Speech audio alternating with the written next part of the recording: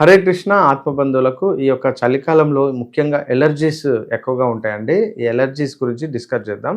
చాలామందికి ఎలర్జీస్ చల్లటి వెదర్‌కి వెళ్ళగానే ఈ పోలెన్ ఎక్కువ ఉంటుంది. పోలెన్ అంటే ఈ పరపరాగ సంపర్కము, ఈ పుష్పాలు ఈ యొక్క పోలినేషన్ సీజన్ అంటారు. అవి ఫలవంతం కావడానికి ఉన్నటువంటి సీజన్ అనమాట.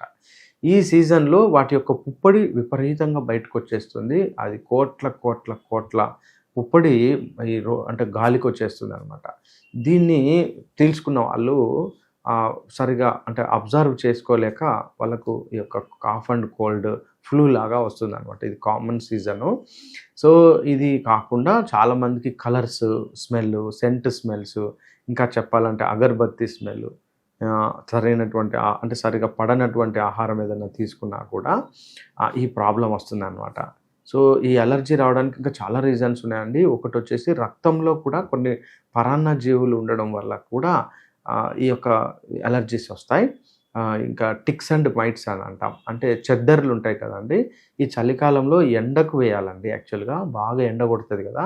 బాగా ఎండకు వేయాలనమాట. చెద్దర్లు, రగ్గులు, దుప్పట్లు, పక్క పక్క బట్టలు, మెత్త గౌషన్లు అంటారు చూడండి. అంటే దిండుకు వచ్చేటువంటి కవర్లు, లేకుంటే ఆ యొక్క బెడ్‌రూమ్‌లో చల్లగా ఉండడం వల్ల ఎక్కువగా నిమ్ము పట్టి అంటే బూజు వస్తుందనమాట. ఫంగస్ వస్తుంది. ఇది కంటికి కనబడదు. అస్పర్జిల్లోసిస్ అండి. అస్పర్జిల్లస్, అగారికస్ ఇలా ఎన్నో రకాలైన ఫంగల్ ఇన్ఫెక్షన్స్ ఉంటాయి మన యొక్క ఇంట్లోనే. అయితే దీన్ని ఎప్పటికప్పుడు మనము అంటే రూమును బాగా వెలుతురులో గాలిని మరియు హీట్ అయ్యేటట్టుగా చూసుకోవాలి. మరియు ఈ సాక్స్ కానీ, మనకు ఉండేటువంటి హ్యాండ్ గ్లౌస్ కావచ్చు, మంకీ క్యాప్స్ కావచ్చు, స్వెటర్స్ కావచ్చు, ఎప్పటికప్పుడు శుభ్రం చేసుకొని ఎండలో ఆరబెట్టినాకనే మనం వేసుకోవాలండి. అయితే ఈ యొక్క మిగతా నేను చెప్పినటువంటి దుస్తులు ఉన్నాయి కదా! లో దుస్తులు కావచ్చు, వాటిని ఎండకు వేయాల్సిందే. పక్క బట్టలు ముఖ్యంగా రగ్గులు ఉతికి ఎండలో వేయాలి. బాగా ఎండ ఆరినాకనే వాడాలనమాట ఈ ఎలర్జీ ఉన్నవాళ్ళు. అయితే పిల్లలలో ముఖ్యంగా ఎలర్జీ వచ్చినప్పుడు మనము ఇదొకటి గుర్తుపెట్టుకోవాలండి. ఒకటి పెరుగు ఇవ్వద్దు.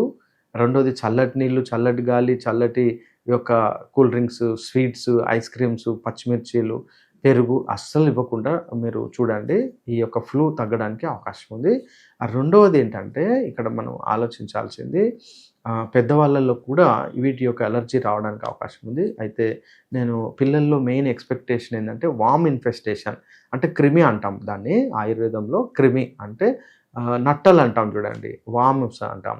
అంటే ప్లాటీ హెల్మెంతిస్, నిమాట్ హెల్మెంతిస్ ఇలా ఎన్నో రకాలైన క్రిములు ఉంటాయన్నమాట. అవి పిల్లలకు స్వీట్ ద్వారా వస్తాయి. ఎక్కువ స్వీట్ తినడము, బెల్లం తినడము, మరియు సరిగా హైజీనిక్‌గా ఉండకపోవడము, చేతులు ఎక్కడ పడితే అక్కడ పెట్టి మళ్ళీ నోట్లో పెట్టుకోవడం, గోర్లలో ఉన్న మట్టి, వీటితోటి ఈ వార్మ్ ఇన్ఫెస్టేషన్ వస్తుందనమాట. ఈ వార్మ్ ఇన్ఫెస్టేషన్ తోటి కూడా అలర్జీ రావడానికి అవకాశం ఉంది. అర్టికేరియా అంటాం దీన్ని.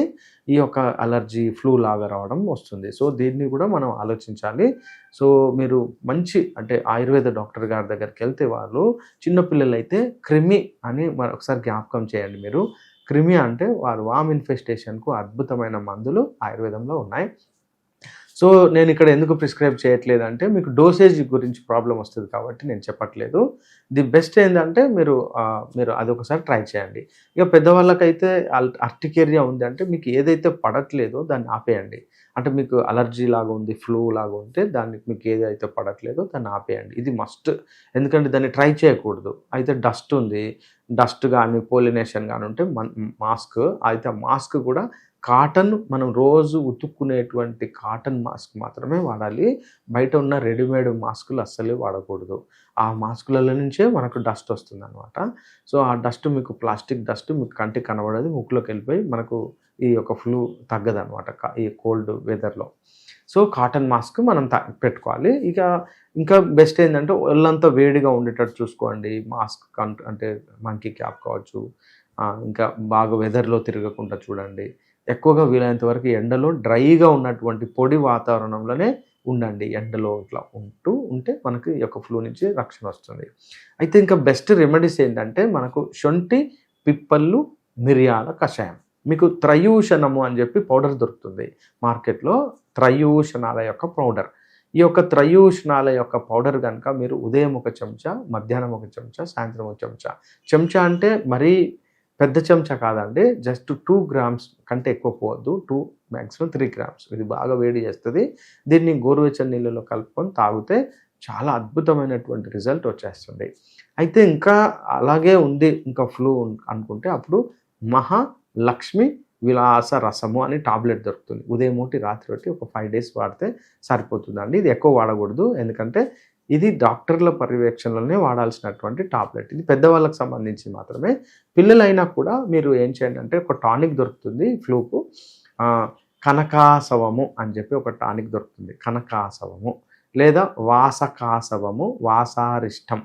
ఈ టానిక్స్‌లో ఏదో ఒకటి తీసుకోండి. ఉదయం ఒక 5 ఎంఎల్, సాయంత్రం ఒక 5 ఎంఎల్ గోరువెచ్చని నీళ్ళలో తాగిపించండి. పిల్లలు అంటే 5 సంవత్సరాలు పైబడండి. అప్పుడే పుట్టిన పిల్లల నుంచి 5 సంవత్సరాల పిల్లల లోపు డోసేజ్ గురించి డాక్టర్ గారిని సంప్రదించండి. హరే కృష్ణ.